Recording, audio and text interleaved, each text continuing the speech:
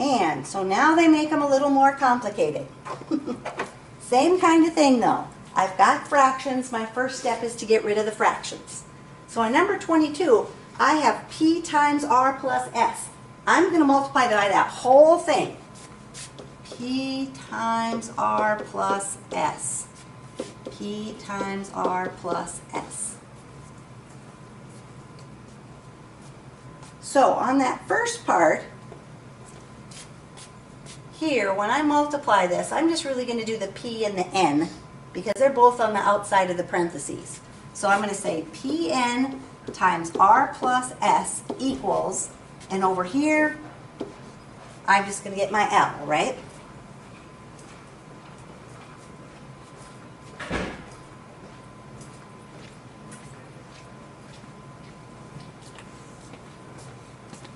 Now, it tells me here I want to solve this one for s.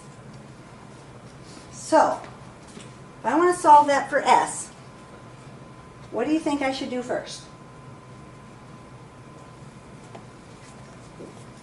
Oh, we're still on 20? We're still on 22. We're not done yet because I got the L by itself and I want the s by itself. Oh, okay. So you want to divide, you want the s by itself? The s by itself, yep. Looking at that, what do you think you should do first? Remove the parentheses. And how are you going to do that? Use my distributive property, right? Exactly what I'm going to do. So I'm going to say PNR plus PNS equals L. Now, still thinking about that I want to get this S by itself. What's the next thing I should do? What should I move?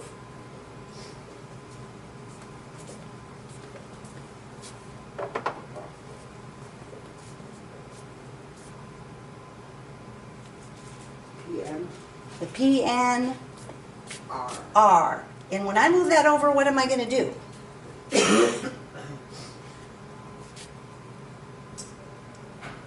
going to minus. Exactly, because I'm adding. So I'm going to minus the PNR when I move it over. So now I have PNS equals L minus PNR. Now, I still need to get the S by itself. I need to get rid of the P and the N next to the S. How am I going to do that? Are you going to divide the P and S? I'm going to divide by the P and the N, right? Leaving the S. So dividing by the P and the N. So as crazy as that looks, S is going to equal L minus PNR all over my PN. So they do that to see if you know what the steps are without having those numbers there. So yes, we got rid of the fraction, then we used our distributive property to get rid of our parentheses, then we had adding and subtracting, and then we divided. All those steps we do when we solve equations. Let's try the next one. So number 23, first thing I want to do.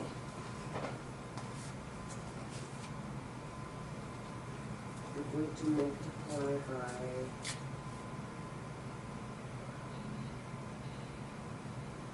Oh, no, that's different.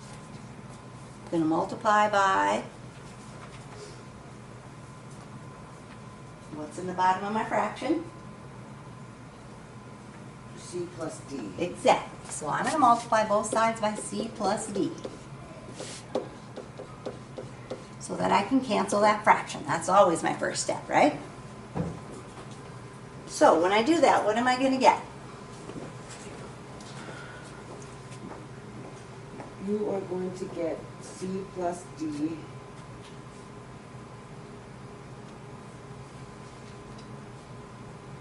Oh no.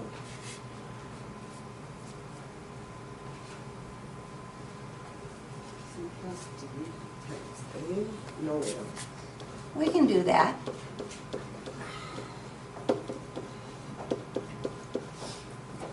We're going to have C plus D times A equals, and on the other side, B plus 4, right? B plus 4, yeah. So now, looking at that, what should I do with that C plus D times A?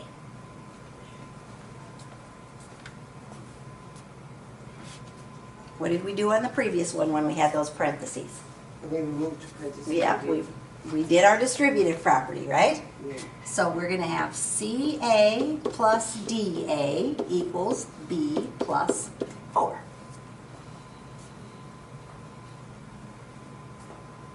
So we want to solve this one for D. We want the term with the D by itself. What's the next thing we want to do?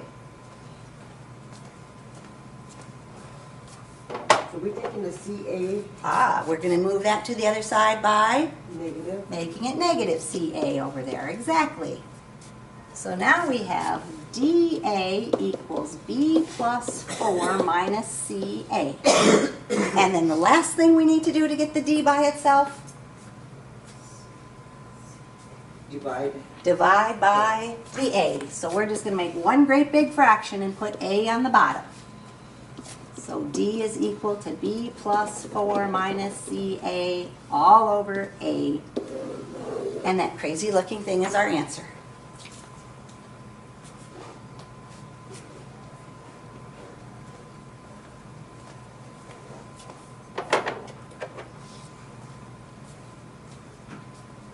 So the next one, I want to solve that.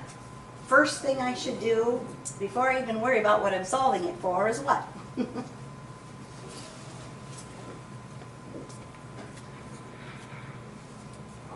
Well, that's a weird one. We want to get rid of the fraction, so we're going to Do 6 times R distributive property. You could. So you're going to have 6R1 minus 6R2 over S equals A. Yeah. Okay? That's probably the second step I would have done, because the first step I like to get rid of the fraction, but it's okay. We still need to get rid of that fraction, right? What are we going to do to get rid of the fraction?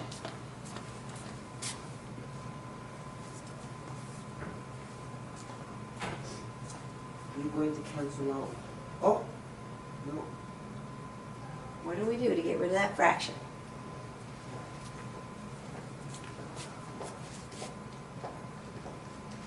What did we do on all the previous ones to get rid of the fraction? Multiplied. We multiply by S, right? Times by that S so that we can get rid of the fraction. So we have 6R1 minus 6R2 equals AS.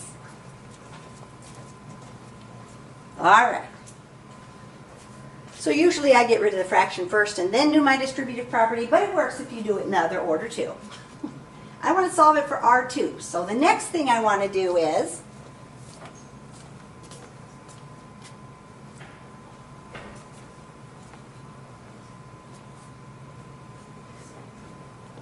you want to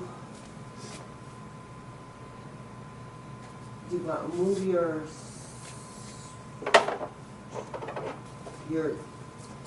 6R1 Yep, and I'm going to move it over and I'm going to make it negative. negative 6R1, exactly. So now I have negative 6R2 equals AS minus 6R1. Crazy as it looks. Last thing we need to do to finish solving that. Divide. Divide by that negative 6. So R2 is going to equal AS minus 6R1 all over a minus 6. As crazy as it looks.